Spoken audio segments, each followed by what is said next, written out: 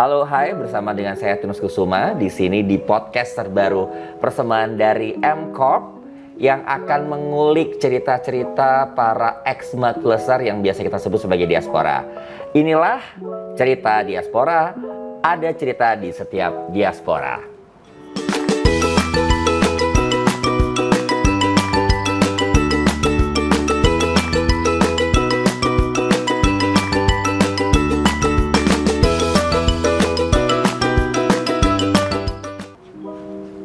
Baik, di edisi pertama kali ini saya pengen ngobrol-ngobrol sama sosok perempuan yang paket lengkap gitu kalau misalnya kita ke fast food restoran gitu ya. Jadi udah cantik, pinter, terus ulet, dan sekarang dia juga banyak kesibukan yang back to society. Beliau ini juga dulu pernah di Markplus, saya kurang apal, tapi cukup lama di Markplus bersama kita di sini. Siapa dia? Ini dia, Joyce Arta. Thank you, Tinus. Hai Joyce, apa kabar? Hai, baik sekali. Dulu tahun berapa ya di Markplus ya?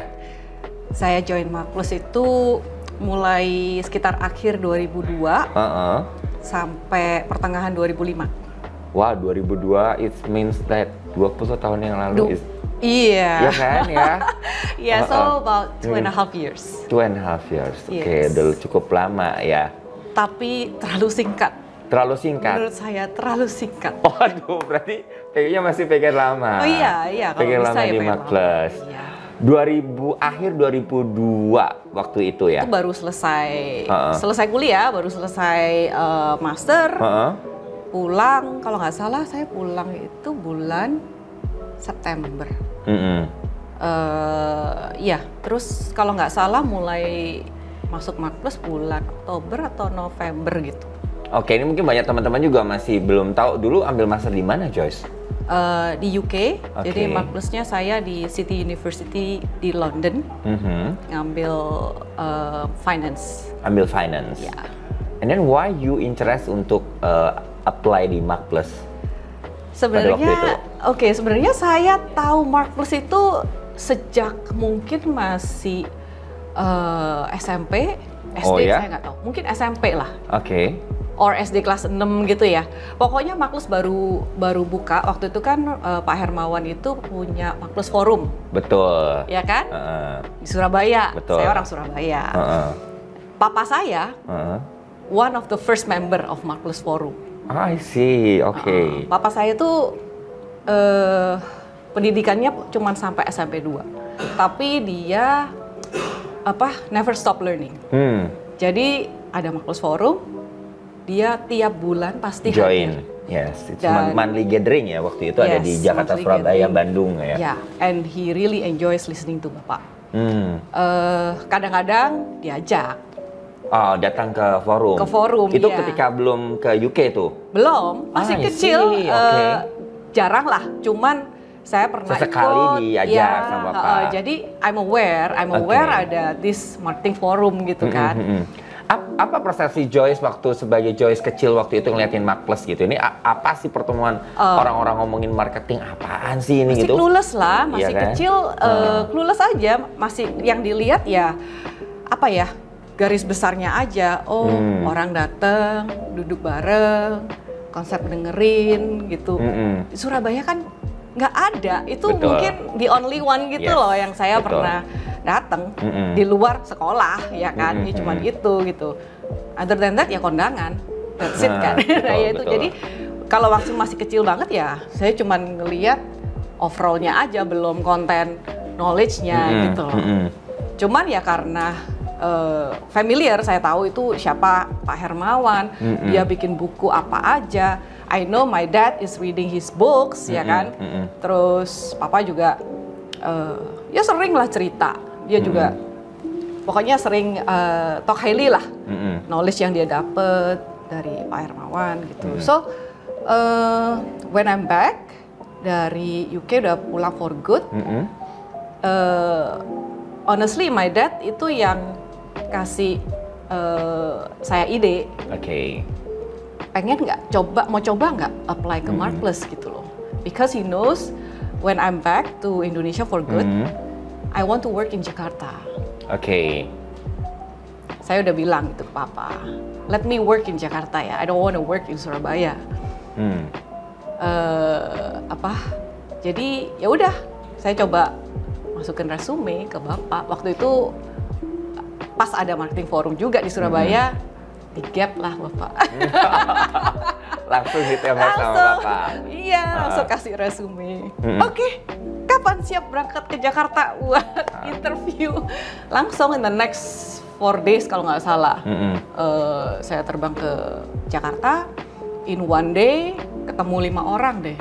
Pokoknya ada ketemu Mas Jackie, Mas Taufik, Alex Surya, Bapak, 4 atau 5, saya lupa. Pokoknya terakhir tuh interviewnya sama Mas Taufik, jam 7 malam. 6 jam 7 malam di kantornya Indofood. Oh ya, waktu itu we have a major client ya. Ya, udah capek. Mulai pagi kan, saya mulai pagi di interview ini. Langsung terakhirnya sama Mas Taufik. Lelah, ditanyain lagi tentang saham lagi, tentang market lagi. Oke, tapi ya thank God I was accepted. Okay. But that time, do you have your family business, is it? Ya. Family business di Surabaya. Ya, memang yang ngerintis kan ya papa. Sekarang ini juga I have 2 brothers, mereka juga yang meneruskan. Frankly, pasti dulu papa pengennya ya semua anaknya kalau bisa meneruskan, including me, maybe ya. I'm sure lah ya. Dia pengen kalau bisa ya saya juga meneruskan. Cuman I know myself, saya being the only girl in the family, kakak cowok saya, adik cowok. I can be spoiled, I can be nggak disiplin gitu loh. Oke. Kalau saya ke kantor yang punya bapak saya sendiri, ya kan, mau jadi apa?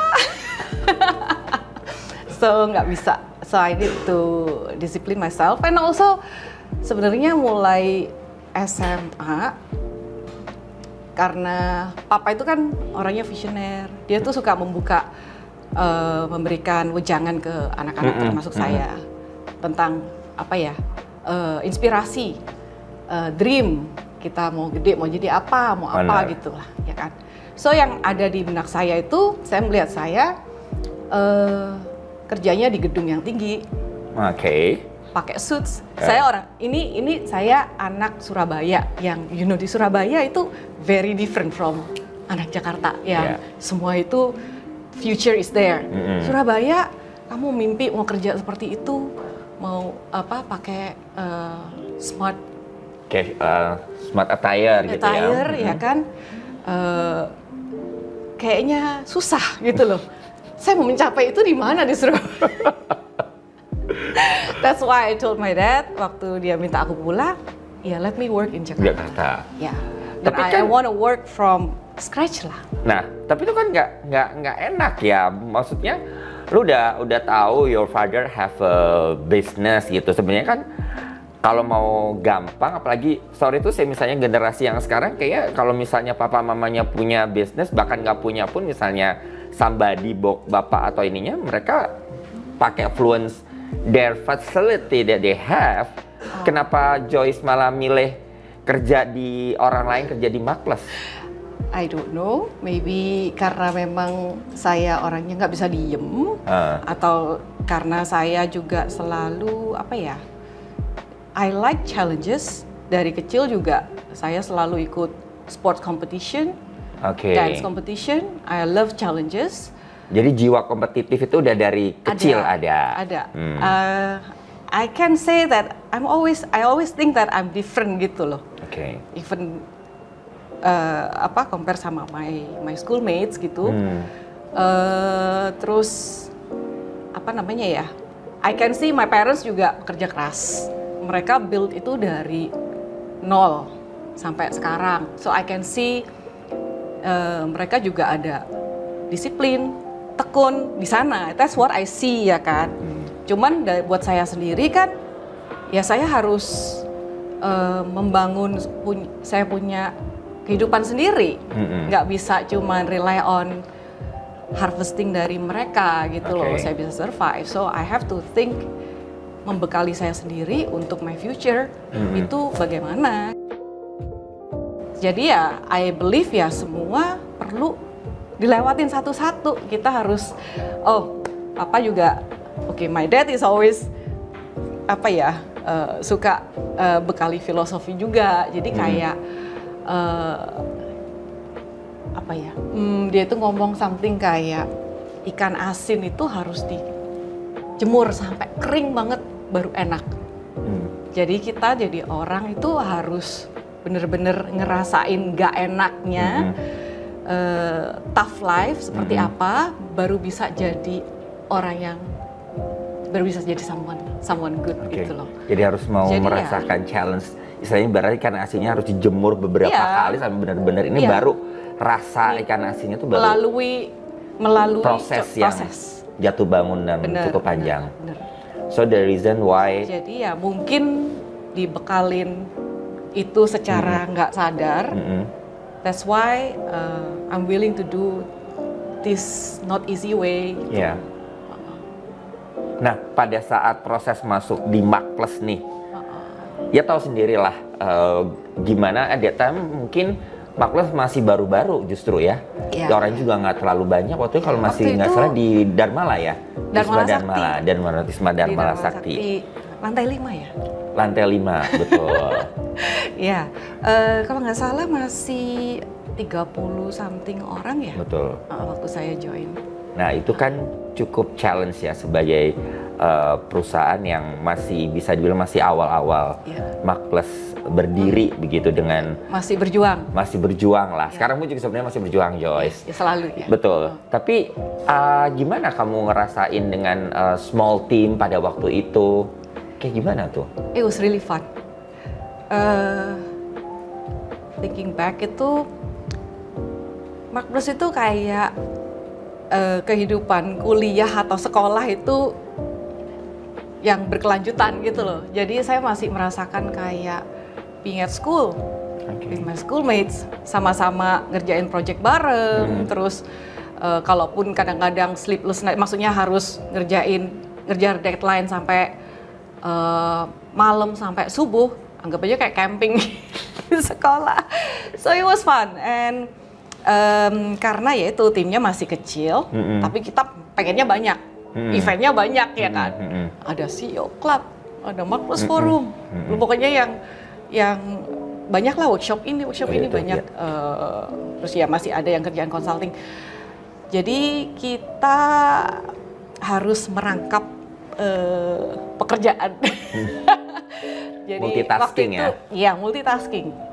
Waktu itu saya kan masuk ke tim consulting, business analyst.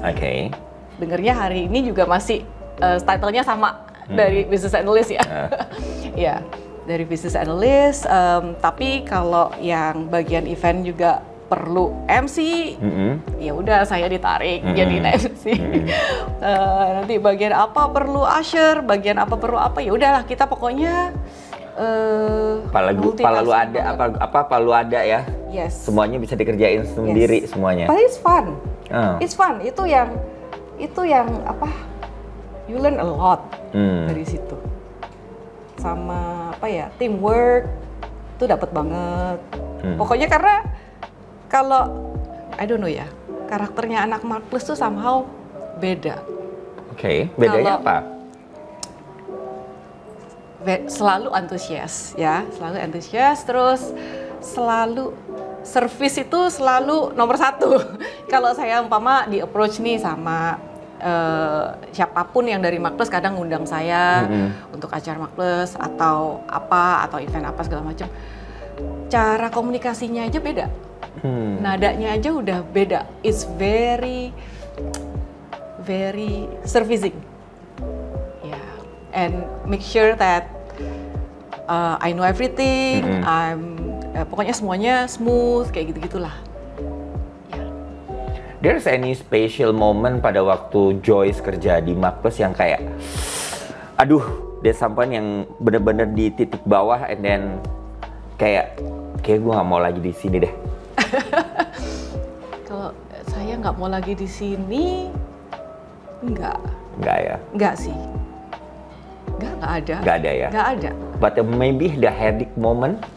Kalau hektik, ya pernah kayak waktu itu saya, kalau ya kayak ngerjain sampai nggak tidur. Terus, jadi waktu itu saya PIC-nya untuk klien di Surabaya. Deadline nih, besok harus big presentation sama Mas Jackie. Jadi PowerPoint kan harus disiapin. Betul. But you know schedule-nya Jackie sampai sekarang pasti nggak tahu kapan bisa dapat waktu dia kan. Betul. Jadi ya udah gitu, nungguin waktu dia pulang. Maksudnya ada waktu untuk duduk with the team to finalize our strategy, our PowerPoint segala macem. Ya sampai malam, akhirnya kita ngerjain di Dharmala itu sampai mungkin jam 3, jam 4, jam 3 kali, jam 3 pagi baru selesai. Saya nyetir pulang, nggak sempet tidur, mandi, packing, langsung ke airport karena naik early flight ke Surabaya. Jadi ya itu saya ngerasain bener-bener kayak zombie, belum tidur, tapi harus mempresentasikan, membawa ininya dengan senyum, dengan atentif. Dan juga pasti kan penuh dengan data-data yang harus disampaikan ke klien juga kan? Ya itu one of my toughest day. Oke. Tapi kelarnya ya happy is dong. good. Ya, happy is good. It's good lah. Sampai sekarang pun saya juga happy to see the client is really growing beautifully. Significantly, ya. And masih pakai strategi atau brand yang kita dulu juga suggest. Advice ke mereka ya. It's happy to see. I see. So banyak setelah dari Mark Plus ke Joyce kemana waktu itu ya? Waktu itu karena saya mau married. That's why I said 2.5 years is too short. Keburu kawin sih. You never know, dapat jodoh, dikasih jodohnya itu datangnya kapan kan? You never know kan. By the way, coba spill dikit, itu ketemu suami dulu di mana? Apa jadi klien Mark Plus juga atau beda? Enggak. Jadi he was working in investment company in Singapore. Saya waktu itu masih di Jakarta, belum dikirim bapak untuk buka kantor Singapura. Pernah di Mark Plus Singapura ya? Iya. Jadi kenalnya karena ini is gonna be long, but anyway short. Dia di Singapura itu saya disuruh my papa kontak si Devin, namanya Devin ya, my husband. Kontak Devin itu untuk nanyain project karena waktu itu papa mau ikut invest in a project lah yang Devin lagi ngerjain gitu kan. So we were just talking about numbers, business lah ya. Business ya. Nah, terus waktu itu cuman by email, call and fax. Just belum pernah ketemuan. Belum pernah ketemuan. Then half a year later, yang bapak kirim saya ke Singapura. Singapura masih ngurusin cari office lah, cari yang all the logistics lah ya. Betul. Ini. Itu berarti kamu waktu itu orang pertama yang dikirim bapak untuk open Mark Plus ASEAN waktu itu di Singapura ya? Saya sendiri karena Gulshan. Ingat Gulshan? Yeah, nah, Gulshan was studying in Singapore. Gulshan kan dulu intern di Mark Plus. Itu cemerlang person lah. So Gulshan juga bantuin kita kan di Mark Plus Singapore. So I was working with Gulshan gitu untuk set up the office. Nah, after a month udah settle dong. Udah settle. Mulai nganggur ya, mulai bosen. Saya kontak siapa ya ini? Gitu ceritanya. So I have his number, so I'll just call him. By the way, I'm in Singapore. How are you doing? Dia bukan cowok yang ngejar cewek ya. But I was just looking for a friend gitu. I know dia di Singapura, ya just call aja. Oke, jadi berkah dong sebenarnya dikirim ke Singapura. Exactly, ya kan? exactly, yes. Then after that you got married, terus abis itu you still stay in Singapore, or going back to Jakarta? Ya, di Singapura itu. Jadi saya kan keluar dari Markplus 2005 pertengahan. Saya masih stay di Singapura sampai 2009. Ah, oke. 2009 baru back to Jakarta. Oke. Ya.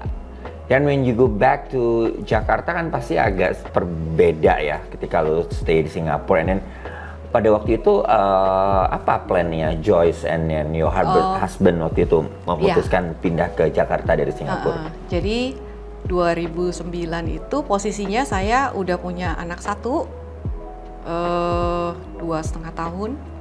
Terus my husband know kalau aku ke Jakarta nggak bisa diem lah. I cannot be just a housewife. Jadi let's think of what I should do. Kita brainstorm, then we decided let's just let's just go for product, not service.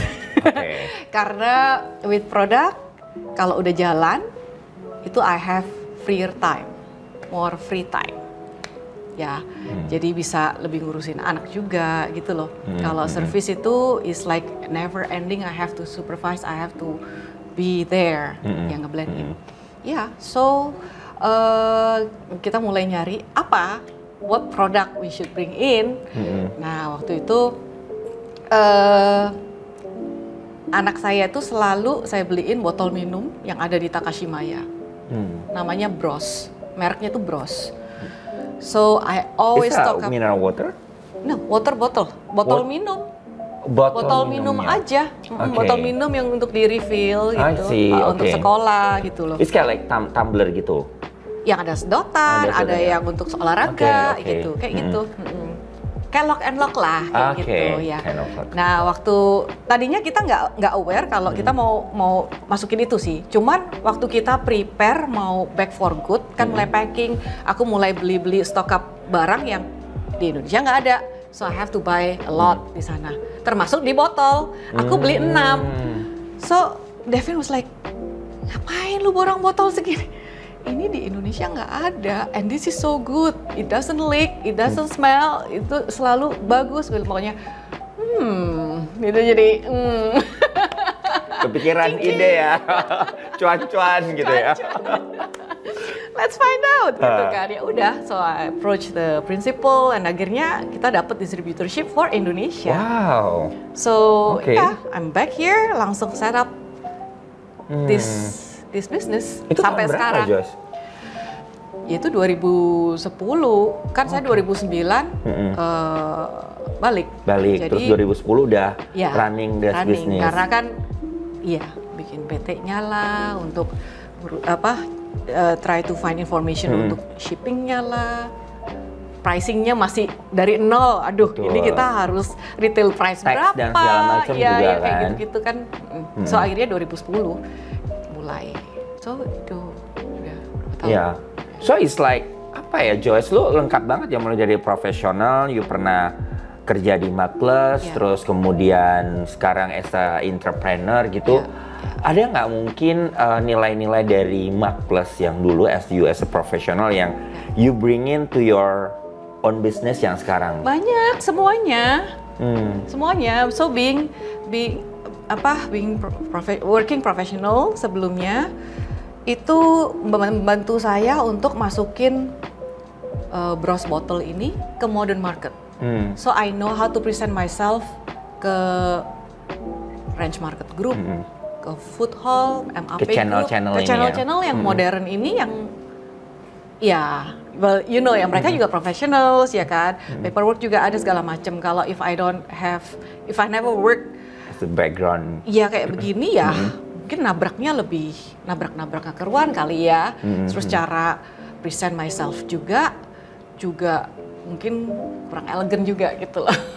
So itu one thing is also the negotiation skill juga of course dapet. You know, I was lucky. I work closely with Bapak. Yeah.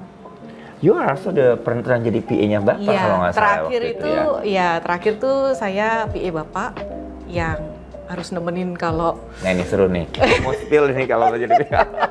Karena nggak semua orang loh bisa berdekatan dengan Pak Hermawan dalam pengertian ngerti maunya dia. Istilahnya kalau dulu Joyce, kalau bahasa Surabaya harus ngerti watak, wahing sama watuknya Bapak. Jadi harus tahu wataknya Bapak, bersihnya Bapak, batuknya Bapak itu kalau as a PA harus ngerti itu gitu kan. Bahkan sebelum diminta harus ngerti.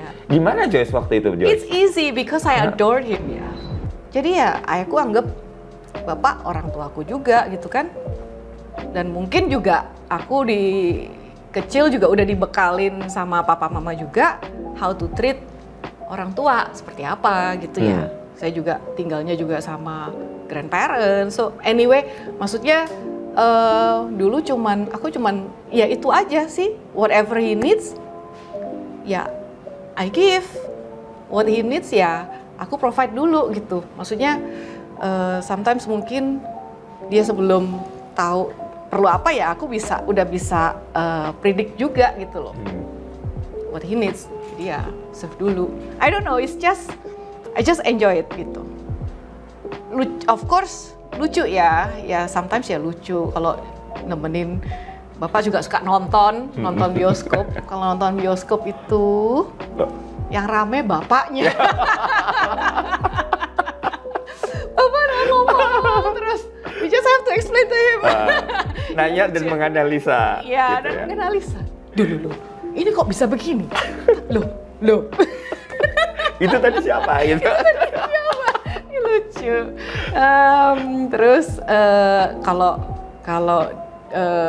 waktu saya di Singapura, kalau Bapak datang, wah kita tim Singapura udah harus siap-siap begadang tiap hari jam 10 baru mulai meeting sampai jam 2 baru pulang. Udah pokoknya begitu. Tapi ya itulah Bapak. Itulah Bapak yang harus kita sayangi, harus kita jaga. He's really unique. Even sampai kadang-kadang his wardrobe aja ya mungkin nggak ada waktu untuk merejuvenasi stok baju atau gimana. Ya we have to do it tuh gitu loh. Kadang-kadang kita harus shoppingin buat Bapak. Kayaknya soalnya harus di-upgrade Pak. Ya lucu. Seru ya? Seru. Ya, so back lagi tadi kan kamu tanya bisa belajar apa aja yang aku bisa kasih kan. Bapak juga ngajarin banyak itu baca orang. Oke. Baca orang, baca situasi. Aduh, well you know lah ya. Pokoknya duduk sebelahnya Bapak, berdiri sebelahnya Bapak, itu kayak lu bawa scanner sama udah ada komputernya. Jadi langsung di-summarize sama dia. Yang perlu kita tahu itu apa. Karena dia ngomong terus, sharing terus gitu loh. Dan dia asking. Iya. Banyak nanya. Yes. Terus ngasking, ya didengerin aja sama Bapak gitu. He appreciate our ini juga sih inputs. Ya, he wants to listen to what we think. Oke. So back to your own business yang sekarang udah running, yang bottled water tadi. Kalau nggak salah ada bisnis sama temen di skincare? Ya, beauty products ya. Ya, ada.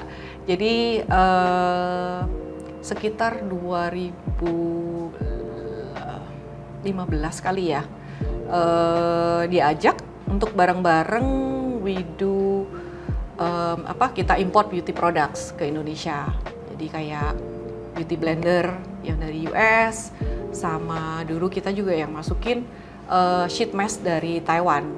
Dia waktu itu number 1 sheet mask di Taiwan, My Beauty Diary.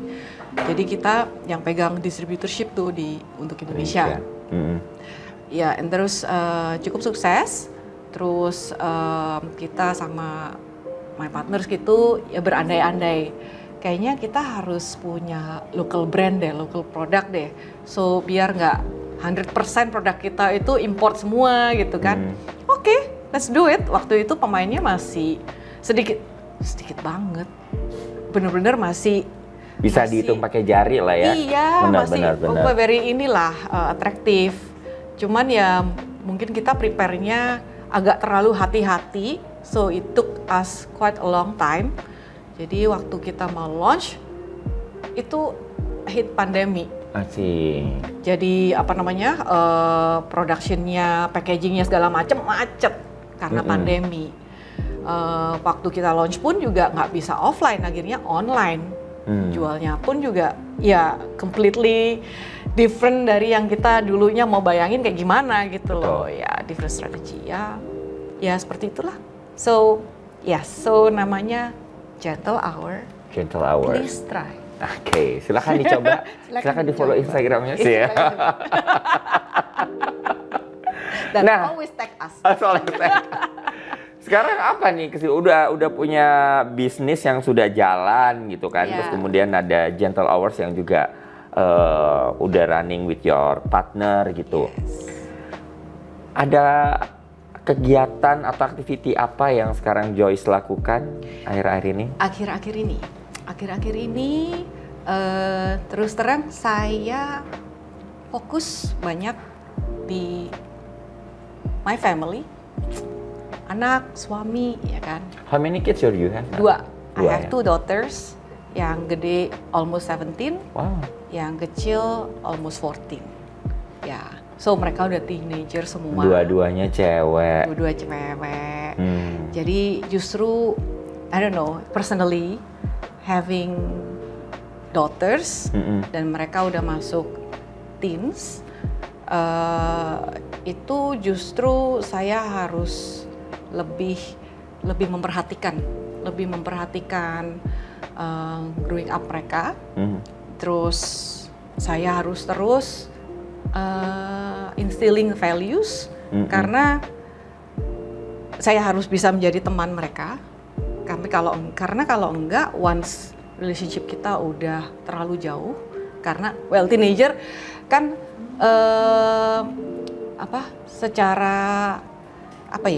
normally mereka itu udah mau separating themselves kan from the parents. Mereka pengen mandiri lah, seorang pengen show that they can be themselves gitu ya. Kalau saya as a parent-nya itu terlalu menuntut ini itu, ya memang harus menuntut, tapi kalau caranya salah, itu kan makin gap itu makin besar. Jauh. Nah itu aku nggak mau.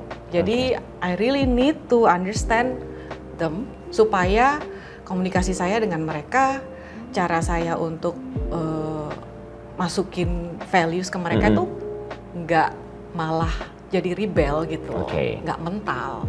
Ya itu bukan struggle, tapi itu challenge saya.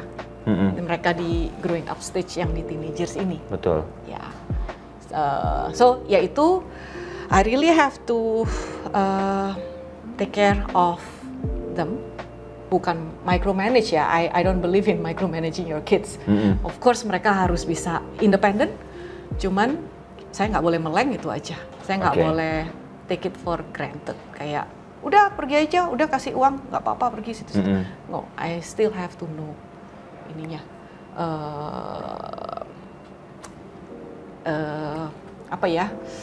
Cara berpikir mereka juga lah, pergaulan mereka juga.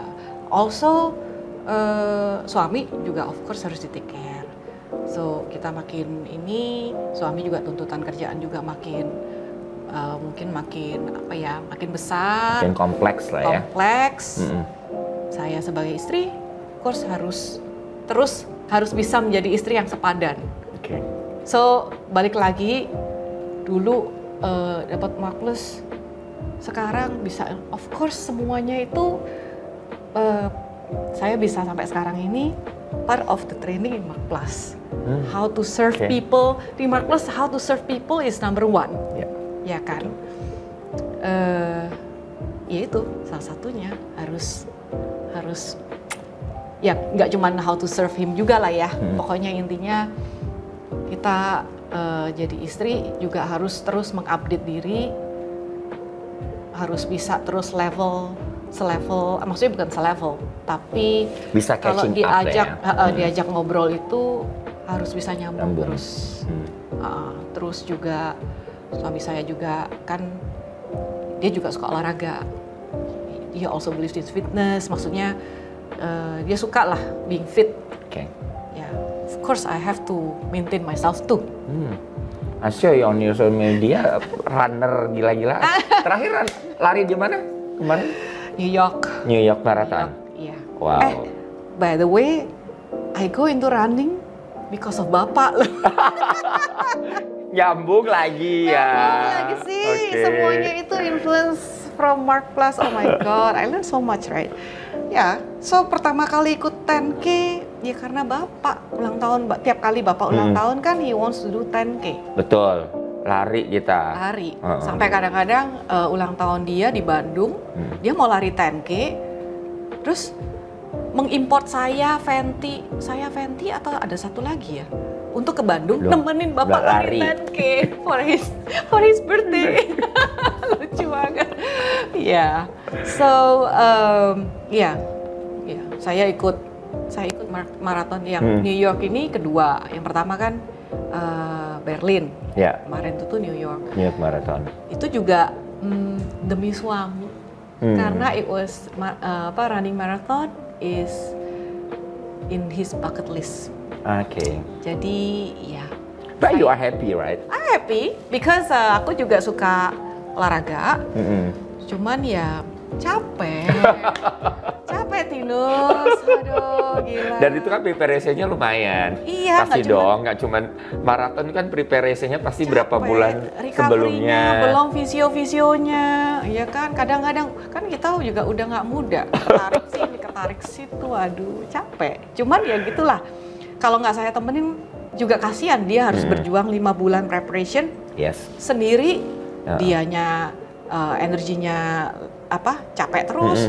Kalau aku nggak ikut capek juga, maksudnya nggak sama-sama capek gitu, akhirnya nanti aku kayak mana enak sih, aku masih pengen pergi nih, tapi suaminya capek terus, lagi pengen di rumah, nggak enak.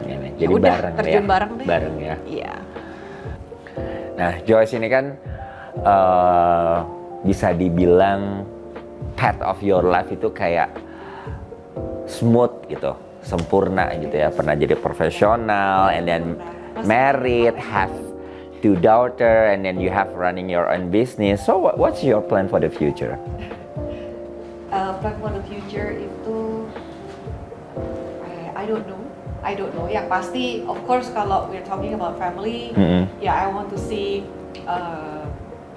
my daughters nanti jadi orang yang baik, mereka hidupnya juga tertata dan ya maksudnya mereka bisa menjalani hidupnya dengan baik lah, ya kan.